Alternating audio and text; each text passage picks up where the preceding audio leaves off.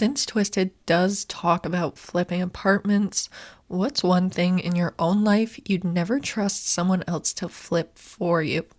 Oh God. Um, well, I think everybody has better fashion and feng shui sense than I do, so I'd probably trust a stranger on the street with flipping my apartment because I think they do a much better job than I would. Um, but definitely my office. I don't really like my office touched. I understand the chaos of my office. I am an organized, chaotic person, so I might have crap everywhere, but if you move that crap that was in a specific place, I will lose my mind. So I will say my office. I am a avid collector of books. I have I collect old books. And the thing with it is that I've done it as a hobby because so many of these books, people don't realize how much they're worth or what they are. They look at them and they say, oh, it's just this, whatever. And I'll give you an example. I collect specific editions of books.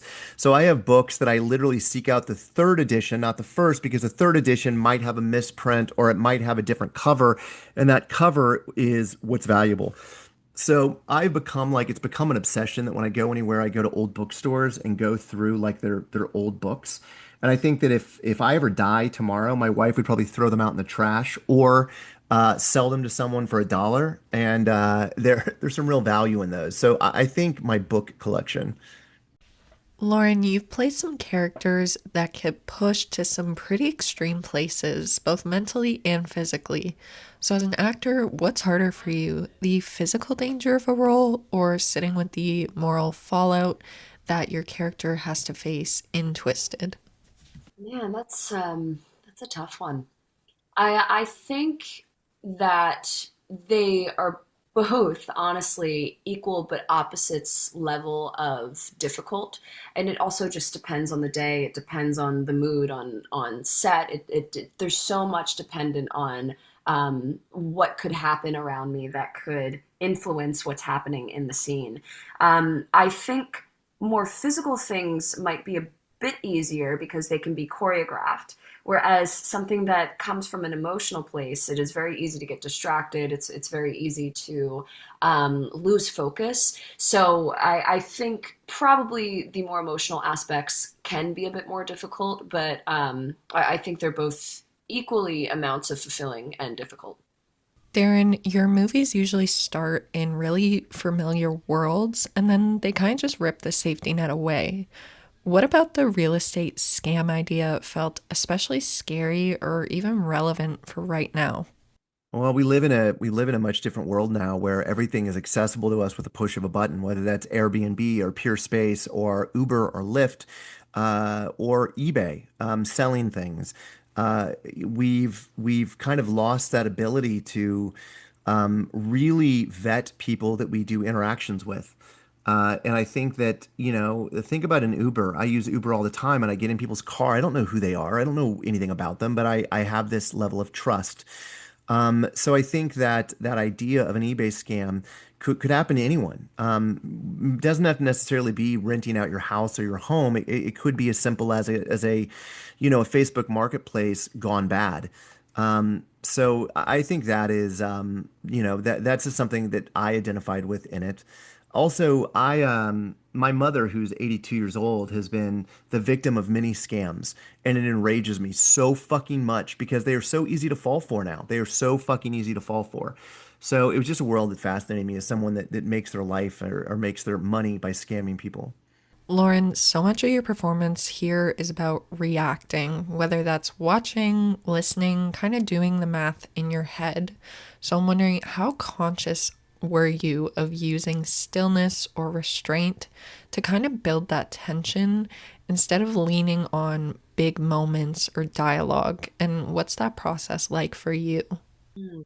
Yeah, when I'm diving into script analysis, it's my job to map a scene to help understand and help audiences understand what's happening. And you have to be aware of the lens, how close, how far, how wide. Um, And there were moments that I did try to block in my own head, and but of course that's always subject to change when you come to set. And I would give my thoughts to Darren, and he would say whether or not it would work for the scene or if it made sense, if it assisted in telling the story. So I am very aware of it. However, on the day, like again, you try to do this prep and you hope that it sticks. But if you think about that prep on the day, because the camera picks up everything, it is our friend and enemy in that sense. Audiences will know the camera will pick it up. If the camera will see the prep, if you are actively thinking about the prep. So instead, you have to create thoughts of the character that may help assist in telling this story. So in the moment, I try to release every and all prep that I've done, whether that be blocking the scene, and hope that I can be present. So yes, I do consciously prepare for it, but in the moment, I try to be as spontaneous as possible. Darren, in this film, the power keeps shifting back and forth between predator and prey. So, were you trying to keep the audience constantly questioning who they should actually be rooting for? And what's the creative process for finding that balance between these characters? Yeah, I mean, I think that one of the original draws of this movie was the kind of morally ambiguous nature of the hero and the villain, and who is the hero and who is the villain. And to me, at least, they change throughout the movie. There's a way that you can look at Paloma as not being likable, that she's scamming people, she's using her charm and her sexuality to get what she wants. But does that warrant the things that happen to her? And then when you understand who she is and why she is, you begin to sympathize with her. But then you see Jaimin and you understand Dr. Kezian and his plight that he's trying to do, and you begin to sympathize with him, but he's doing horrible things. So I think that it ping pongs back and forth, and I think those are my favorite type of movies, where it is not a clear cut antagonist and protagonist. My last question for you, too. As someone who loves music and also film scores, I'm curious what song, Darren, you would use to describe the film, and Lauren, what song you would use to describe your character. Hmm, pulling out some tough questions here. Give me a second. I'm going through my playlist. I'm literally looking. Oh, you know what? There is a song that I used in the temp edit. There's two songs actually I used in the temp edit. One of them is a singer named Kiki Rockwell, and her music is featured in the movie, but not this particular song called "Burn Your Village," where basically it is about her rage about people that have taken advantage of her, and she basically is saying, "I will burn your fucking village to the ground." And then another one is a singer named Paris Paloma that has a song called Free Fall that I love. It's not in the film, but it's one that I listen to a lot. Those would probably be my two. Yeah, this is a tough question. You know, just as I believe Paloma contains multitudes. I think we all contain multitudes, as the great Walt Whitman um, so eloquently put.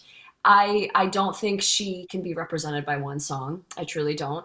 I was so fortunate to get some of Darren's musical tastes, and it really informed who Paloma was for me, like Sophia Ellis's music. And I do think any number of her songs are could be representative of Paloma.